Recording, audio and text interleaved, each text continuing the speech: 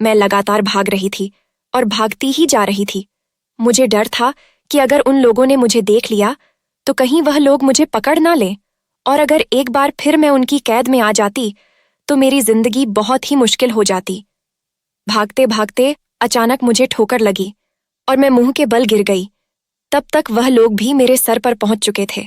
अब भागने का कोई फायदा नहीं था, क्योंकि उन लोगों ने मुझे बाजू से पकड़कर खड़ा कर दिया। मेरे पैर पर बहुत बुरी तरह से चोट लगी थी और मुझे ठीक से चला भी नहीं जा रहा था, लेकिन मेरी फिर भी यही कोशिश थी कि किसी तरह खुद को उन लोगों के चंगुल से छुड़ाकर दोबारा से भाग जाऊं। रात के इस पहर दूर दूर तक कोई भी नहीं था जो मेरी मदद करता। मैंने बेबसी में भगवान से प्रार्थना की कि अब तू ही मेरा रखवाला है, तू ही मुझे बचाने वाला है, मुझे इस मुश्किल घड़ी से निकाल दे। तो भगवान ने मेरी प्रार्थना सुन ली, क्योंकि हमारे पास से गुजरती एक पुलिस की गाड़ी रुक गई। उन लोगों ने हमें देख लिया कि कुछ लोग मुझे जबरदस्ती अपने साथ लेकर जाने की कोशिश कर रहे हैं, तो वह फौरन ही गाड़ी से उतरकर हमारे पास चले आए। और उसको देखकर मैंने भगवान का धन्यवाद किया कि अब तो मुझे छुट्टी मिल जाएगी उन लोगों से जिन लोगों ने मुझे पकड़ रखा था। पुलिस को देखकर वह घबरा गए और जल्दी से मुझे छोड़ दिया था। पुलिस वालों ने पूछा कि तुम लोग लड़की को जबरदस्ती क्यों लेकर जा रहे हो? तो सबसे पहले मेरा पति ही बोला कि ये मेरी पत्नी है और मैं उसको अपने घर लेकर जा रहा हूं। ये घर से भाग रही थी, इसलिए हम इसके पीछे हैं। मैंने रोते हुए कहा कि नहीं, ऐसी कोई बात नहीं है। हाँ, यह सच है कि यह मेरा पति है और यह सब मेरे देवर, लेकिन इसने तो मुझे तलाक दे दिया है। इन लोगों ने मुझ पर बहुत जुल्म किए हैं और इसी वजह से मैं यूं रात के समय अपनी ससुराल से भागकर अपनी माँ के पास जा रही थी कि इन लोगों ने मेरा पीछा किया और मुझे पकड़ लिया। तलाक वाली बात मैंने झूठ बोली थी। अगर मैं ऐसा नहीं करती तो पुलिस मुझे वापस मेरे पति के साथ भेज सकती थी, और मैं ऐसा बिल्कुल नहीं चाहती थी। मैंने पुलिस वालों के सामने हाथ जोड़ दिए कि मुझे इन लोगों के हवाले दोबारा ना करें। ये बहुत जालिम लोग हैं और फिर से मेरे साथ ले जाकर जुल्म ही करेंगे। आप लोग मुझे मेरी माँ के घर पर छोड़ दें। पुलिस वालों ने मेरे पति और देवर सब लोगों को वापस जाने को कहा और मुझे गाड़ी में बिठा लिया और मेरी माँ के घर के आगे छोड़कर चले गए।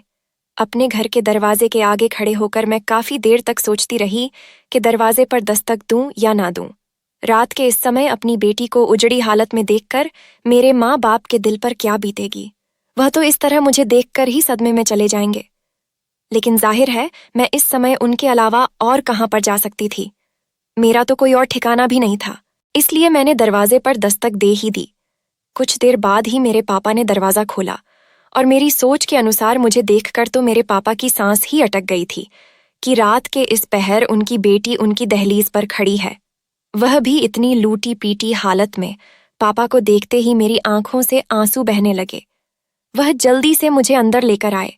इतने में मेरी माँ भी उठकर बाहर आ गई थी।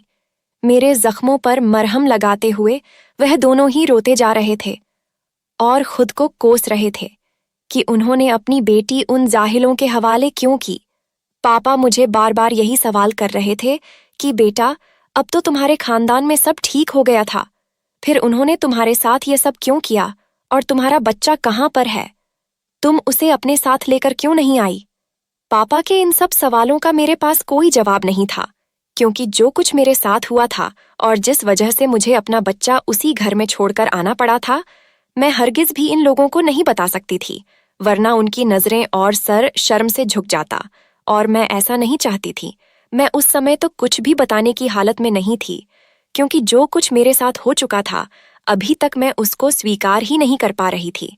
मेरे अपने खून, मेरे अपने बच्चे की हकीकत मुझ पर ऐसी खुली थी कि मैं तो अपने ससुराल वालों को भी अपनी सफाई में कुछ नहीं कह पाई थी और चुपचाप उनकी मार खाकर वहां से फरार हो गई थी। मेरी माँ ने मुझसे पूछने की कोशिश की कि आखिर ऐसा भी क्या हो गया था तुझे रात के समय, यूं अपने बेटे को अकेला छोड़कर आना पड़ा। मैंने शिकवा भरी नजरों से अपनी माँ को देखा। ये सब किया तो उन्हीं का था जो मैं भुगत रही थी। जो कुछ मेरे साथ हुआ था उसमें मेरी माँ बराबर की जिम्मेदार थी, और अब वह ऐसे पूछ रही थी कि जैसे उन्हें कुछ पता ही ना हो। मैं उनके किसी भी सवाल का जवाब देना जरूरी नहीं समझा और अपने कमरे में जाकर खुद को बंद कर लिया। मेरी जिंदगी मेरे आगे एक फिल्म की तरह चलने लगी। मैं अपने माँ बाप की इकलौती औलाद थी, और हर माँ बाप की तरह मेरे माँ बाप ने भी मुझे बहुत ही प्यार से पाला था। हालांकि हम मिडिल क्लास से थे, लेकिन फिर भी उन्होंने हमेशा अपनी हैसियत से बढ़कर मेरी इच्छाओं को पूरा किया था। मेरे माँ बाप सीधे साधे से थे और उनको बस एक ही चिंता सताती रहती थी कि मेरा कहीं से अच्छा सा रिश्ता आ जाए और वह मुझे विदा कर दें। उनके समझ यही थी। माँ बाप की पहले जिम्मेदारी यही होती है कि वह अपनी बेटी को सही उम्र के रहते ही उसे घर से विदा कर दें। उसे घर पर बैठकर बूढ़ा करने से कोई फायदा नहीं था। मेरे माँ बाप की परेशानी की वजह यह भी थी कि जानने वालों में मेरे जोड़े का कोई लड़का नहीं था जिससे वह मेरी शादी कर लेते, इसलिए वह बहुत ही परेशान थे कि अब मेरी शादी कहाँ पर करेंगे। अनजान लोगों में करेंगे तो पता नहीं अनजान लोग कैसे हो। फिर मेरी माँ कहने लगी कि मैं एक रिश्ते वाली को पूछती हूँ, वह कहीं ना कहीं तो अच्छा रिश्ता ढूंढ कर दे ही देगी। मेरी माँ ने इस औरत को पैसे दिए और यह कहा कि मेरी बेटी के लिए बहुत ही अच्छा ससुराल ढूंढो जो मेरी बेटी की इज्जत सम्मान और उससे प्यार दे सके। कुछ दिन बाद ही वो रिश्ते वाली औरत कुछ लोगों को लेकर हमारे घर पर आ गई। लड़का प्राइवेट कंपनी में अच्छी नौकरी करता था और उसकी माँ भी हमें सीधी सादी सी औरत लगी थी। रिश्ते वाली ने मेरी माँ को अपनी बातों में इस तरह उलझा लिया कि माँ को भी यहीं लगा कि अब इसके अलावा तो उन्हें कोई और अच्छा रिश्ता मिल ही नहीं सकता। यहाँ तक कि उन्होंने मेरी पढ़ाई की भी चिंता नहीं की। मैंने उन्हें बहुत कहा कि कम से कम मेरी ग्रेजुएशन तो पूरी होने दें, उसके बाद मेरी शादी कर देना। मगर मेरी माँ कहने लगी, तुम्हारे ससुराल वाले बहुत अच्छे हैं, वो कहते हैं कि शादी के बाद तुम्हें पढ़ने की अनुमति दे देंगे। मेरा ग्रेजुएशन का आखिरी साल था और मैं चाहती थी कि पूरा करके ही शादी करूं, लेकिन मेरी माँ और पापा को न जाने क्यों यही डर लगा हुआ था कि अगर यह रिश्ता उनके हाथ से निकल गया तो फिर कोई उनकी बेटी को पूछेगा भी नहीं। तो उन्होंने मेरा अब दहेज बनाना शुरू कर दिया और 3 महीने के अंदर ही अंदर मुझे विदा भी कर दिया। मैंने भी सोचा कि चलो अब शादी हो रही है तो मैं भी उसको दिल से स्वीकार कर लेती हूँ। अक्सर मैंने देखा था कि शादी के बाद ससुराल वाले बदल जाते हैं, मगर मुझे ऐसा लग रहा था कि मेरे मामले में ऐसा नहीं होगा, क्योंकि मेरी होने वाली सास बहुत ही अच्छी औरत थी और मुझे बहुत ही प्यार करती थी। जब भी हमारे घर अतिथि हमेशा ही मेरे लिए कोई ना कोई तोहफा जरूर लाती और मुझे यही कहती कि तुम मेरी बेटी हो। हमारे खानदान में 1-2 लोगों ने मेरी माँ को मना किया कि इतनी जल्दी हाँ करना ठीक नहीं है, तुम्हें चाहिए कि तुम 2-4 और रिश्तों को देख लेती और फिर जो सबसे अच्छा लगता उससे अपनी बेटी की शादी करती। मगर मेरी माँ का तो ऐसा दिमाग सेट हो गया था, कहने लगी कि लड़की के लिए जो पहले रिश्ता आता है वही अच्छा शगुन माना जाता है, उसको ठुकराना ठीक नहीं होता। शादी से पहले तो मेरे अपने होने वाले पति से कभी भी बात नहीं हुई थी। मैं शर्मिली टाइप की लड़की थी और हमारे खानदान में शादी से पहले लड़के और लड़कियों का बात करना अच्छा नहीं समझा जाता था, इसलिए मैंने सारी बातें बाद के लिए बचा कर रखी थी। लेकिन शादी करके तो मैं जैसे किसी दलदल में ही फंस गई थी। मुझे अब लग रहा था कि मेरा शादी करने का फैसला बहुत ही गलत था और मुझे शादी नहीं करनी चाहिए थी, खासकर इस खानदान में तो बिल्कुल भी नहीं। गलती मेरे माँ बाप की थी, जिन्होंने मेरी पढ़ाई पूरी होने से पहले ही अपने फर्ज से फ्री हो जाना जरूरी समझा था। और अब जबकि वह मुझे ना खुश देखे थे तो वह भी सोचते ही होंगे कि हमने अपनी बेटी को किस मुसीबत में डाल दिया है। मेरी शादी को अभी सिर्फ 3 महीने हुए थे और इन 3 महीना में जैसा व्यवहार मैंने अपनी सास का देख लिया था, मेरे तो रिश्तों से दिल ही उतर गया था। शादी के पहले दिन से ही उसने पोते की रट लगाना शुरू कर दी थी। मुझे याद है आज भी वो दिन जब मैंने दुल्हन बनकर इस घर में पहला कदम रखा था। हर लड़की की तरह मेरे दिल में भी बहुत ही अरमान थे और अपनी नई जिंदगी को लेकर बहुत से सपने थे, लेकिन यह सपना उस समय चकनाचूर हो गया जब मेरे कमरे में पति के बजाय मेरी सास कमरे में दाखिल हुई। मैंने सोचा कि शायद मुझे कुछ देने आई होगी, जैसा कि हर सास अपनी बहू को शादी की पहली रात कोई तोहफा देती है, तो शायद यह भी कुछ ऐसा ही देने आई होगी। मगर उनके हाथ तो खाली थे। मैं उलझन से देखने लगी। आखिर फिर ये क्या करने आई है? मेरी सास मुझसे कहने लगी, देखो अब तुम मेरी बहू बनकर घर में आ चुकी हो, तो मैं तुम्हें अपने घर के कुछ कायदे और कानून सिखा देती हूँ। हमारे घर का रिवाज है कि बहू पहला बेटा ही पैदा करती है।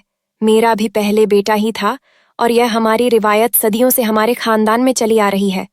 तो तुम्हें भी यही कहूंगी कि तुम्हें अपने पहले औलाद बेटा ही पैदा करनी होगी। अपने सास के मुंह से ऐसी अनोखी बात सुनकर मेरा दिल धड़कना भूल गया। ये क्या बात हुई भला? बेटा बेटी देना तो भगवान के हाथ में होता है। अपनी सास के शब्दों में जो शक्ति मैंने महसूस की थी, मैं हैरान हो गई कि इन्हें तो बदलते एक दिन भी नहीं लगा और घर आते ही अपनी असलियत जाहिर कर दी। वह यह बातें मुझे बाद में भी तो कह सकती थी। क्या जरूरी था कि आज की रात ही मेरा मूड खराब करती है? और यह बेटे वाली बात भी उन्होंने खूब कही थी। मुझे तो उनके दिमागी सोच पर हैरानी हुई थी। लड़का हो या लड़की, ये तो कुदरत के कानून होते हैं, इसमें इंसान कुछ भी नहीं कर सकता। लेकिन उस समय मैं चुप रही, क्योंकि मेरी माँ ने मुझे विदा करते समय कहा था कि हर किसी भी बड़े के सामने जबान मत चलाना और ना ही उन्हें मुंह पर जवाब देना। अपनी माँ की नसीहत याद करके मैं कुछ नहीं बोली। उसके बाद उसने अपने कुछ और अजीबोगरीब रूल के बारे में बताया और फिर चली गई। उसके बाद मेरा पति कमरे में आया था। मेरा पति दिखने में काफी हैंडसम था, बात करने का तरीका भी अच्छा था। पति को देखकर मेरा मूड एकदम से अच्छा हो गया था, जो कि मेरी सास ने खराब कर दिया था। पति की बाहों में समाते हुए मैंने खुद से वादा किया था कि मैं अपने अच्छे रवैया से अपनी सास का दिल जीत लूंगी। शादी के दूसरे दिन से ही मेरी सास ने बेटे की रट लगानी शुरू कर दी। कोई भी बात होती, वह यही बात निकाल लेती और कहती कि मेरी बहू तो पहले बेटा ही देगी। मैं उनकी इस बात से अब चिढ़ने लगी और शादी के 2 हफ्ते बाद ही तो मेरी सास ने मुझसे पूछना शुरू भी कर दिया कि बहू उम्मीद से हुई या नहीं। शादी के 15 दिनों बाद ऐसा सवाल कौन करता है?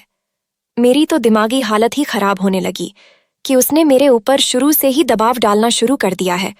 लोगों की सास तो शादी के कई सालों बाद उन पर दबाव डालती है, और उसने तो 15-20 दिन भी पता नहीं कैसे गुजार लिए। उसका बस चलता तो शादी के अगले दिन ही मुझसे पूछ लेती कि हाँ बहू, बताओ तुम प्रेग्नेंट हुई या नहीं। मैंने कभी भी अपने माँ बाप को अपने बारे में कुछ भी नहीं बताया था और उनके सामने यह दिखावा करती कि मैं बिल्कुल ठीक हूँ, मेरे ससुराल में सब बहुत अच्छे हैं। जबकि हकीकत तो यह थी कि मेरा जीना दुश्वार हो गया था। मेरा पति तो अच्छा था, लेकिन उसकी बुरी आदत यही थी कि वह अपनी माँ के सामने नहीं बोल पाता था। बस अकेले में मुझे प्यार से समझाता था कि तुम माँ की बातों पर ध्यान मत दिया करो, लेकिन सास की वजह से मेरा दिमागी संतुलन बिगड़ा हुआ था। शादी को 3 महीने गुजर गए और उसका व्यवहार दिन अब दिन मुझसे खराब ही होता जा रहा था। मेरी सास कहने लगी कि जरूर तुम बांझ होगी और तुम्हारे अंदर कोई खराबी होगी, वरना हमारे खानदान की बहू वे तो 2 महीने के बाद ही पेट से हो जाती है। एक दिन ऐसे ही वह मुझ पर चिल्ला रही थी कि जब मेरी माँ मेरे घर आ गई और उसने सब सुन लिया, मैं अपनी माँ के सामने फुट फुट कर रो रही थी और माँ से कहा कि मेरे साथ यही होता है। ये कहते हैं कि मैं उन्हें जल्द से जल्द पोता पैदा करके दे दूं, मगर यह सब मैं कैसे कर सकती हूँ? तो माँ मुझे कहने लगी, चिंता मत कर, मैं एक पीर साहब को जानती हूँ, वह तुझे दवा और ताबीज देंगे तो तेरा मसला बहुत जल्दी हल हो जाएगा। तूने मुझे यह पहले क्यों नहीं बताया था? मैंने माँ से कहा, माँ, मैं इन पीर फकीरों के चक्करों को नहीं मानती थी और एक पढ़ी लिखी लड़की थी, लेकिन मेरी सास ने जो मेरी हालत कर दी थी, उसके बाद तो मैं कुछ भी करने को तैयार थी। मैं अपनी माँ के साथ उस पीर साहब के पास चली गई। मुझे मेरी माँ पर हैरानी हो रही थी कि कब से इन चक्करों में पड़ गई।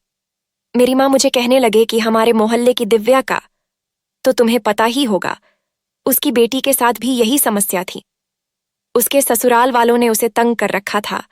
उसके घर औलाद नहीं हो रही थी, तो वह अपनी बेटी को इसी पीर साहब के पास लाई थी और उनके तबीजों की वजह से वह जल्द ही उम्मीद से हो गई थी।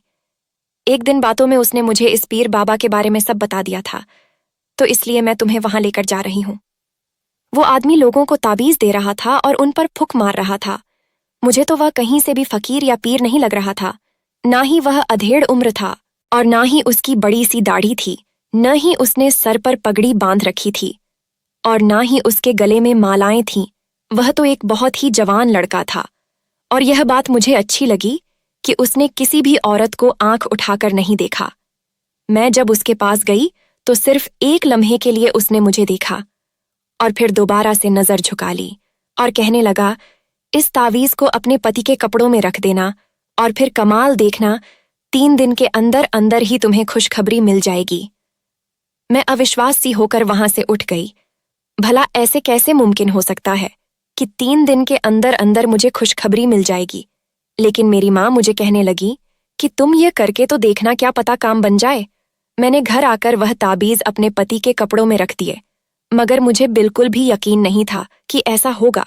लेकिन वाकई में 3 दिन के बाद मेरी तबीयत तो बहुत ही खराब हो गई और मुझे इमरजेंसी में अस्पताल लेकर जाना पड़ा।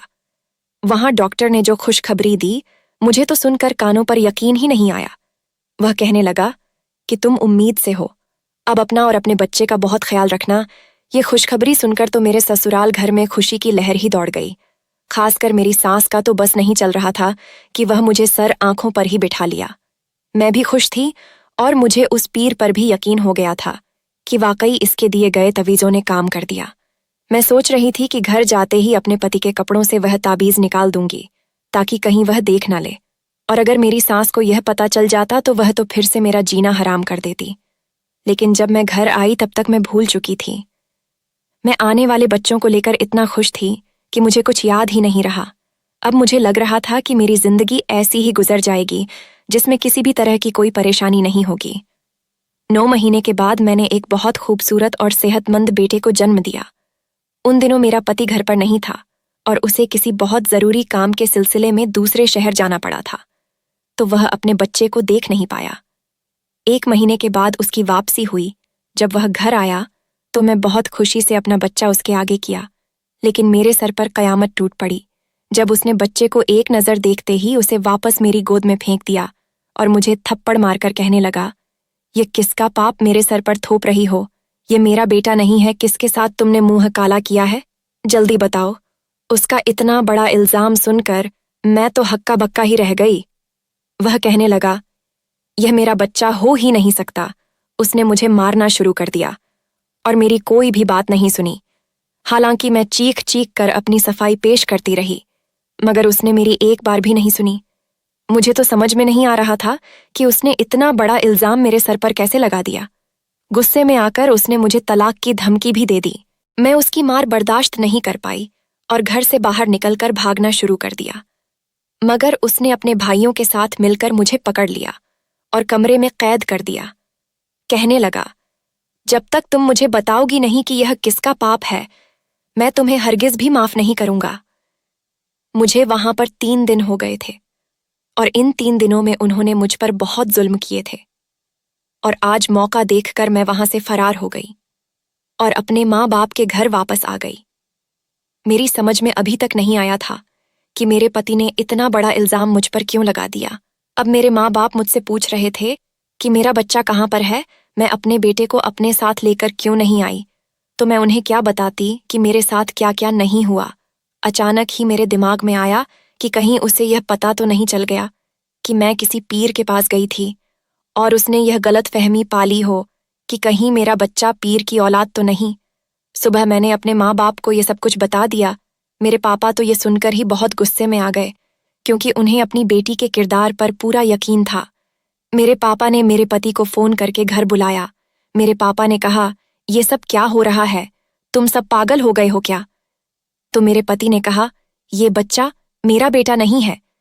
अगर आप लोगों को अपनी बेटी पर इतना ही यकीन है तो इस बच्चे का डीएनए टेस्ट करवा लेते हैं, तो आपको पता चल जाएगा कि यह मेरा बेटा नहीं है।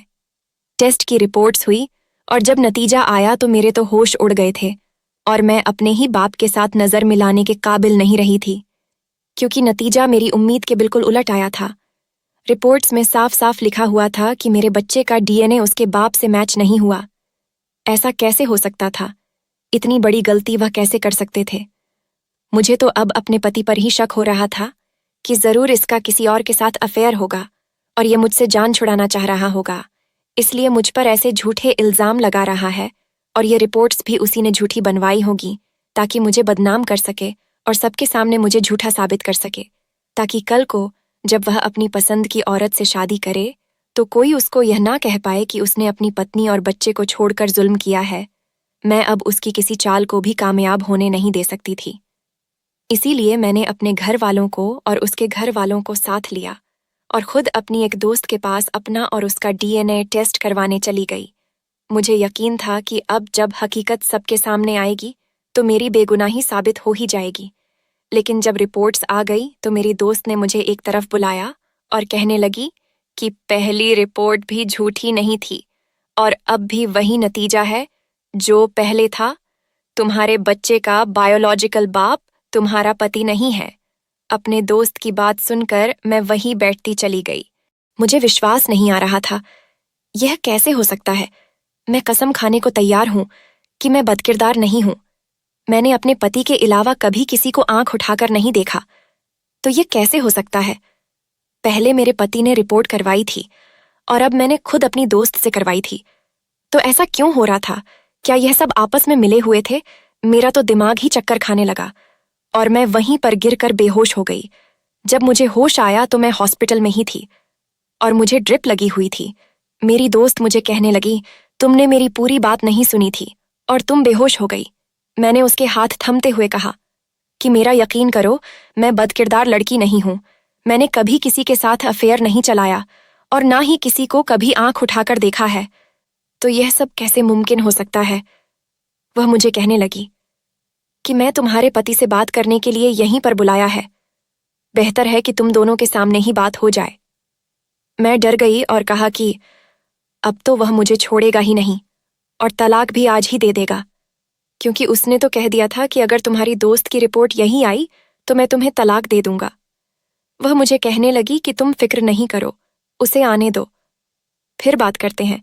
थोड़ी देर के बाद मेरा पति भी आ गया और उसने मुझे देखकर मुंह फेर लिया। मेरी डॉक्टर दोस्त कहने लगी, मैं तुम्हें पूरी बात बताना चाह रही थी, लेकिन तुमने सुनी ही नहीं। ये बात तो ठीक है कि तुम्हारे बच्चे का बायोलॉजिकल बाप कोई और है, यह नहीं है, लेकिन और हैरत वाली बात सुनो कि तुम भी उसकी माँ नहीं हो। वह तुम दोनों का ही बच्चा नहीं है।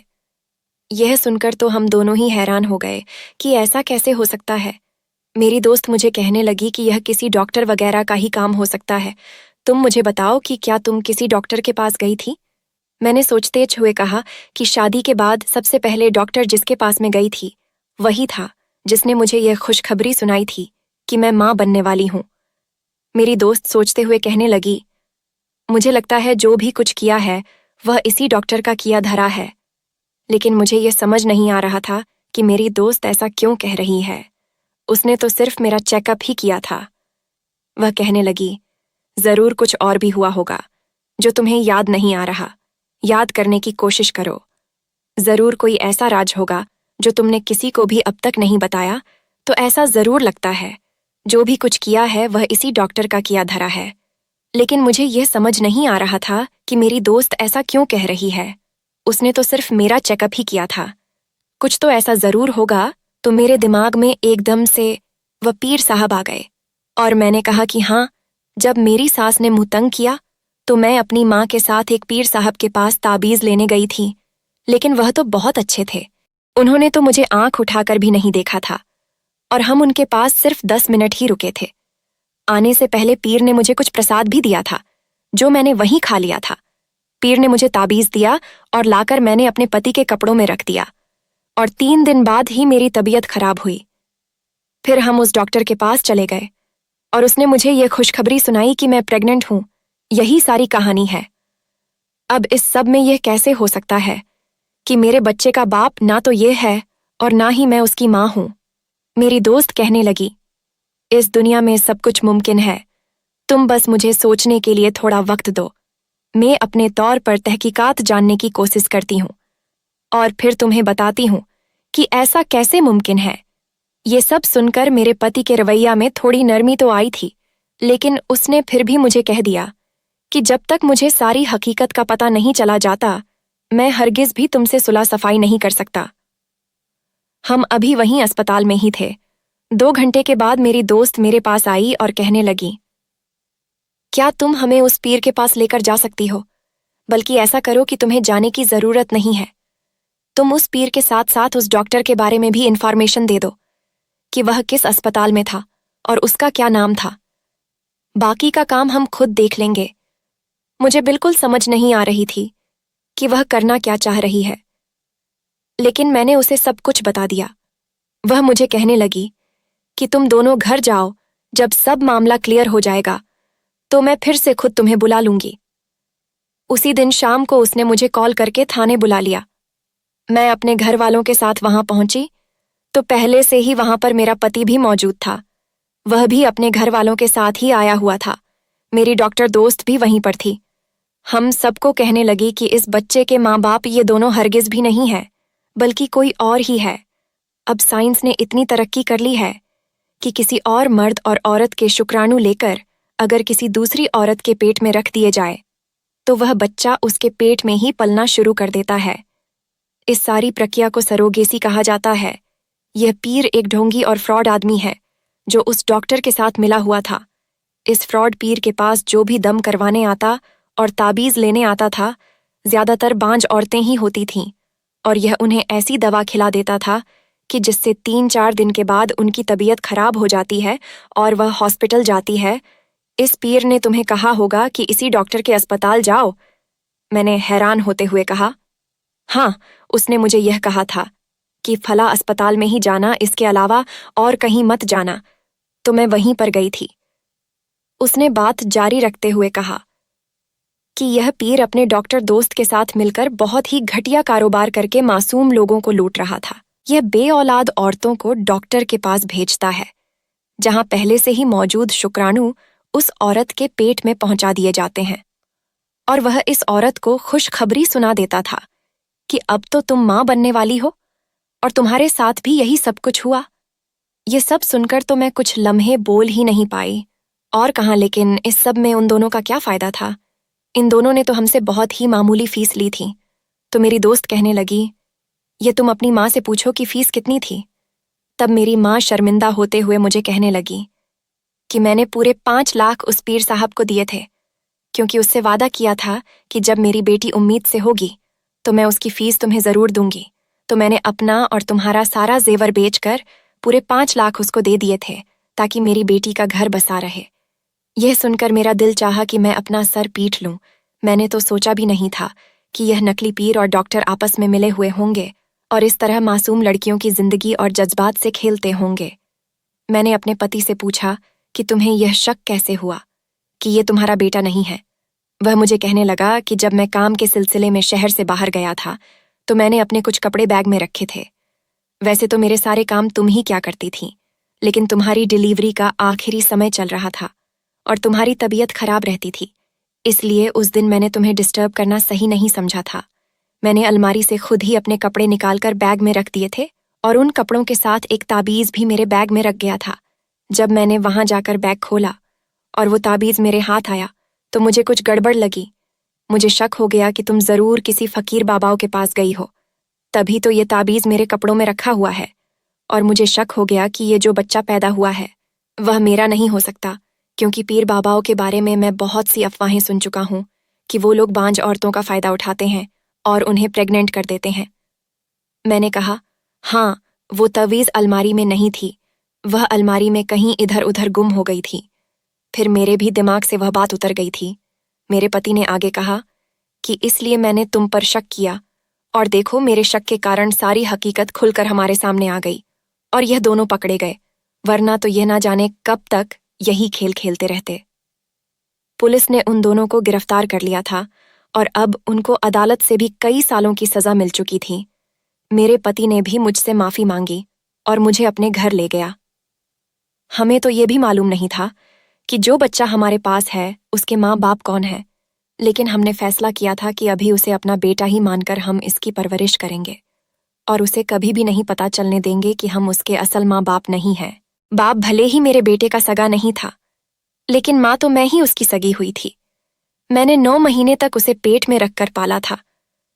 मैं तो उसे अपना ही बच्चा मानती थी। मैंने घर आकर अपने बच्चे को कसकर सीने से लगा लिया था। मेरे पति ने भी दिल से उस बच्चे को स्वीकार कर लिया था। मेरी सास ने भी माफी मांग ली थी और उसको भी समझ आ गई थी कि वह गलत थी। आज हम बहुत ही खुशी खुशी अपनी जिंदगी गुजर रहे हैं। दोस्तों, वीडियो कैसा लगा कमेंट करके जरूर बताना। वीडियो को लाइक और चैनल सब्सक्राइब कर देना।